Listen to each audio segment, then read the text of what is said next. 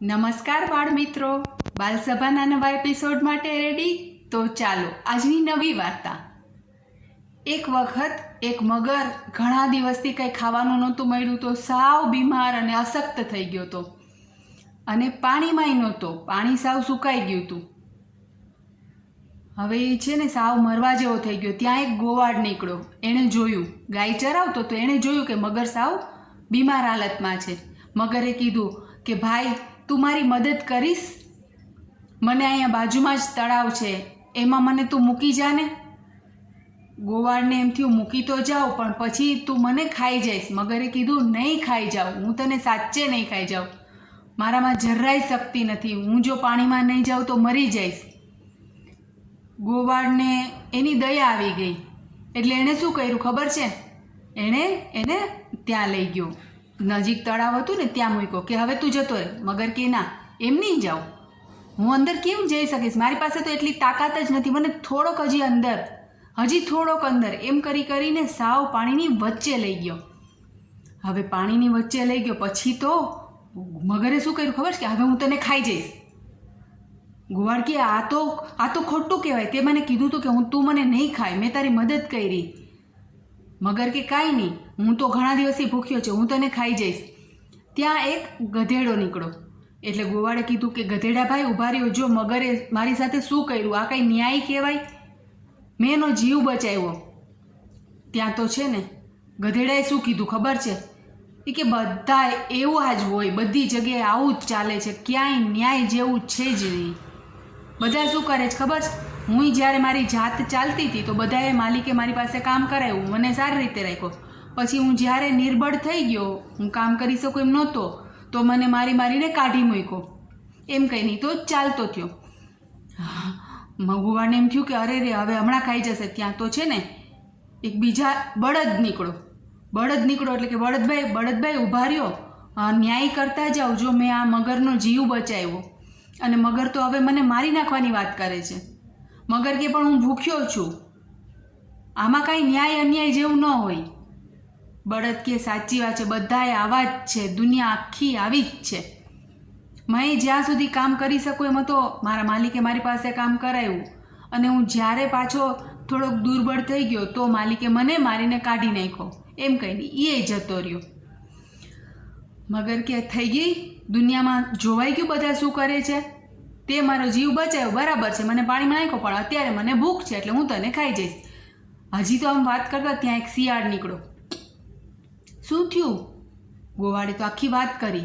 શિયાળભાઈ કે આવું ચાલતું હશે કોઈ દિવસ? આ તો અન્યાય કહેવાય, તમારો જીવ બચાવ્યો છે, છોડી દો એને. મગર કે હું કાંઈ છોડીશ નહીં, હું ખાઈ જઈશ, હું તને ખાઈ જઈશ. તું ખાઈ જઈશ કે? શિયાળે તો કોડવર્ડમાં એવો એમ જોરથી રાડ પાડીને તો બધાય શિયાળનો કોડવર્ડ હતો, બધા શિયાળ એક સાથે આવી ગયા અને બધાએ તળાવમાંથી ચપચપ પાણી પી ગયા. પાણી પી ગયા હતા તો તળાવમાં તો પાણી સાવ ઓછું થઈ ગયું. મગરભાઈ તો પાછા સાવ દુર્બળ, પાણી વિના તો કેવી રીતે રહી શકે? એના મોઢામાંથી છૂટી ગયો પગ. ગોવાળ તો જતો રહ્યો થેન્ક યુ કહીને એના રસ્તે. મગરને બહુ ગુસ્સો આવ્યો. એ કે હવે તને કાલે હું જોઈ લઈશ, તું ક્યારેક તો અહીંયા પાણી પીવા આવીશ, અહીંયા નહીં હોય તો કરમદાના ઝાડ ઉપર તું કરમદા ખાવા જઈશ ને તો હું તને ત્યાં મારી નાખીશ, હું તને 100% મારીને જ બતાવીશ. શિયાળભાઈ કે જોશું. બીજા દિવસે શિયાળભાઈ તો તળાવમાં પાણી પીવા ગયા ને તો એણે એમ જોયું કે હા, નીચે મગર રાહ જોઈને બેઠો છે. મગર તો એકદમ ચૂપચાપ બેઠો હતો. એને એમ કે જાણે ખબર ન પડે ને શિયાળને, હું એને જલ્દીથી પકડી લઈશ. પણ શિયાળભાઈ તો મગરભાઈને જોઈ લીધા હતા. તો કે ઓહો, હું તો સાવ ભૂલી ગયો. આજે મારા મમ્મીએ એવું કીધું હતું કે તળાવનું પાણી તો ગંદુ હોય, પાણી તો પીવું હોય ને તો નદીમાં જ પીવાય. હાલો, હું મમ્મીનું માની લઉં છું, નદીમાં પાણી પીવા જાઉં છું. એમ કહીને તો ગયા.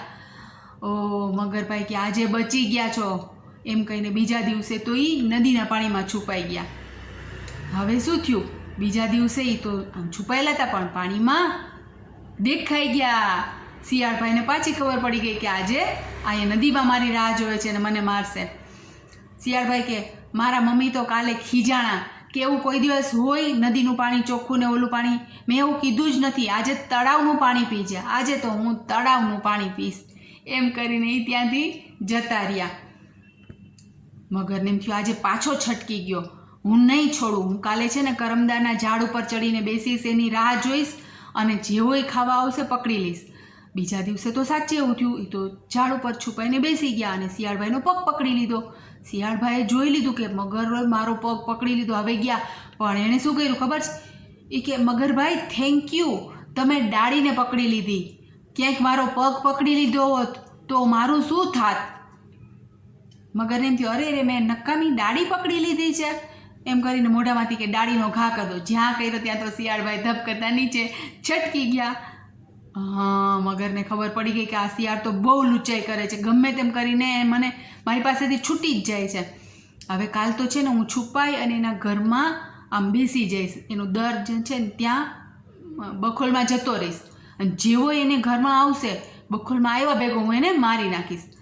એમ કરીને છુપાઈ ગયા અને અંદર કંઈક ગણ કરતા હતા. તો બીજે દિવસે શિયાળભાઈ એના બખોલ પાસે આવ્યા તો એને એમ થયું કે અવાજ કોણ કરે છે? હશે કોઈ અવાજ કરતા હશે, લાવ એક કામ કરું છે ને, મચ્છર કે એવું કંઈ થઈ ગયું હોય તો ઉપર ઘાસ નાખ્યું અને પછી ઉપર સળગાવ્યું હોય કે આ બધું મચ્છરને ધુવાળામાં જતું રહીએ, કાંઈ જીવજંતુ હોય તો જતું રહીએ.